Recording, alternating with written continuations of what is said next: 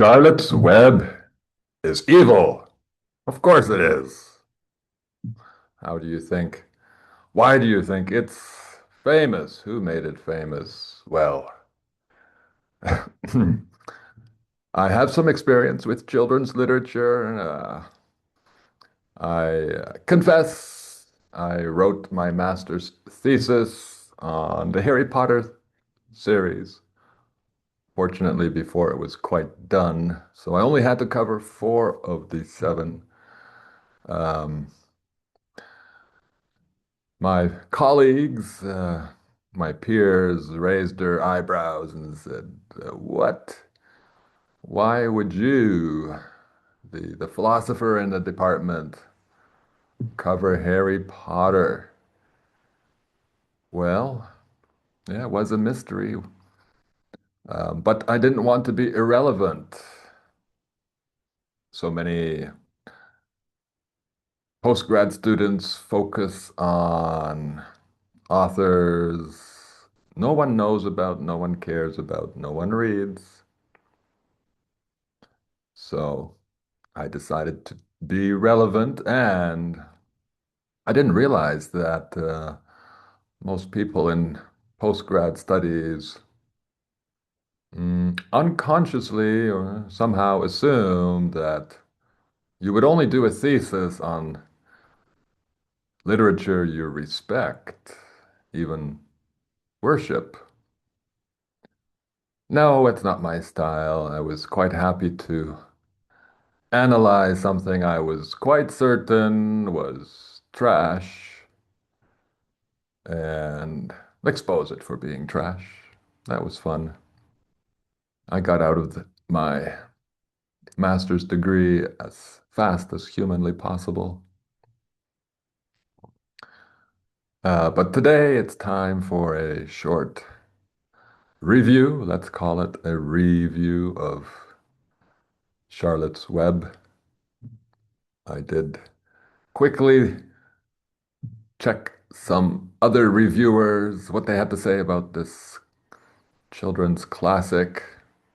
Of course, they all respect it, admire it, have some minor suggestions about how it might be improved, speculate about some irrelevant philosophical concepts that maybe the author, E.B. White, wanted us to notice.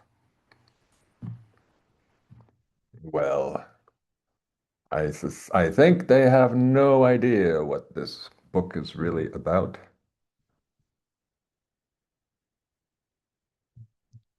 So, this little lecture is highly overdue. I will, I think, surprise as usual. Charlotte's Web is one of the most, if not the most popular and adored children's novels, but does it deserve to be adored? Are we overlooking some problems? Have we dared to think critically about it? And has any scholar attempted to look for evidence that it might be laced with bad ideas? No, that's not the habit of our scholars. They dive in with stars in their eyes,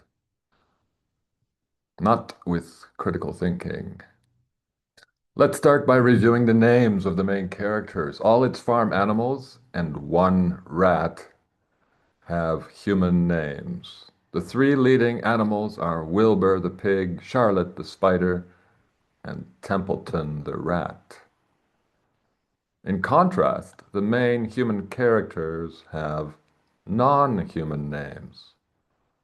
The main human character is Fern, who is named after a plant, and her parents and herself bear the surname arable, as if her family were a plot of arable land. Fern's uncle is Mr. Zuckerman, and Zucker is German for sugar. So he and his family are named after an edible product. Are you suspicious yet?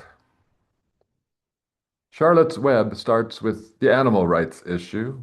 Fern saves little Wilbur the pig from an early death for being born too small, a so-called runt.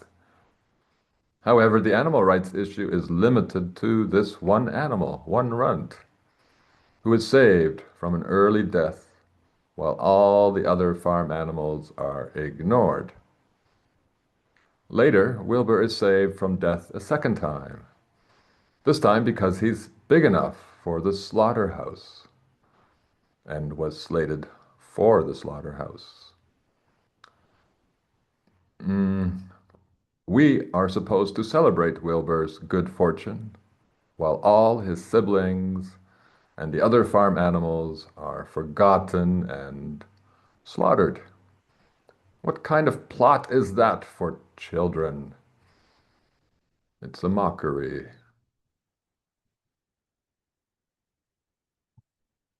Fern, a child, saves Wilbur the pig in chapter 1. After saving him, she sits down and eats some bacon. Is that supposed to be funny? What sick man wrote this story? Young Fern adopts Wilbur the pig and treats him like a human baby, even putting him in a stroller. This seems cute. But baby pigs should be with their mothers. The book normalizes separating mothers from their children. Fern feeds Wilbur with a bottle of cow's milk. I guess that normalizes eating dairy and bottle feeding for human babies, one of the worst habits for infant health. Chapter 3 describes Wilbur's failed attempt to escape from the farm. The author dressed up the episode with plenty of amusing details, such as geese who stutter when instructing Wilbur on his attempted escape, while themselves making no attempt to fly away. Isn't that funny? No, in any case, Wilbur is ultimately unable to find the will to escape because he doesn't know how to feed himself outside the farm. He lacks that knowledge. Well, this is not a problem for children to ponder. This is an adult problem. We, or some of us, we know domesticated animals lack knowledge of how to live in the wilderness, and many domesticated breeds were bred into forms that would fail in the wilderness. Lapdogs are the most obvious examples. The theme of knowledge loss also applies to humans. Most of us don't know how to feed ourselves. The situation is now so laughable that many urbanized people wouldn't eat fruit from a tree or from the ground for fear it's dirty. Even cooking is becoming a lost skill among families growing dependent on instant food and restaurants. Of course, it's not only a food issue. Lack of knowledge means most of us don't know how to build homes, how to stay healthy, how to raise children, how to have good sex, how to care for the land, how to live with death, how to think, and how to develop our ability to think. We are the most domesticated of all the animals. So, cities, towns, and villages are our farms, our homes are our barns, and living off grid is rarely even contemplated. Charlotte's Web mocks us. It portrays ordinary people worshiping, actually worshiping Wilbur the pig, simply because Charlotte the spider wrote on her web that Wilbur is some pig. It means he's special, but it's not even good English. This thread in the story is not mere fiction. It was inspired by the power of the media to influence our minds and create the idols that we worship, love, or adore. Every political and cultural Celebrity, hero, or star is created for us by the media, just as Wilbur's fame was created by Charlotte the web weaver. The media gives us stupid politicians, stupid actors, stupid bands, stupid pigs, and even stupid athletes. I know that sounds harsh, but devoting your life to a sport is really not an intelligent decision. It means you are putting your brain really on the back burner and devoting your life to some physical specialization, let's say that. Next, we have a chapter or two in which Fern's mother consults a psychologist because Fern is talking to Wilbur the pig. The doctor tells her not to worry. Why didn't he tell her to spend more time talking with her daughter? Talk about what? Well, the important word is talk with, not to. Most parents only talk to their children, giving them instructions and asking mundane questions. Yeah, that's exactly what happens in schools. Talking with children should involve imagination, jokes, and it should express care for others and understanding of how to live well. But Charlotte's parents surrendered their child to the schooling industry. So Charlotte is she is denied the change. Sorry, I'll start over. So Charlotte is denied the chance to develop her imagination, sense of humor, sympathy, and knowledge of how to live well.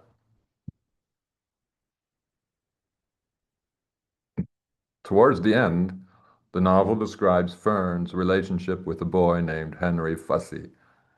His first name contains the word hen, which hints that he's another farm animal.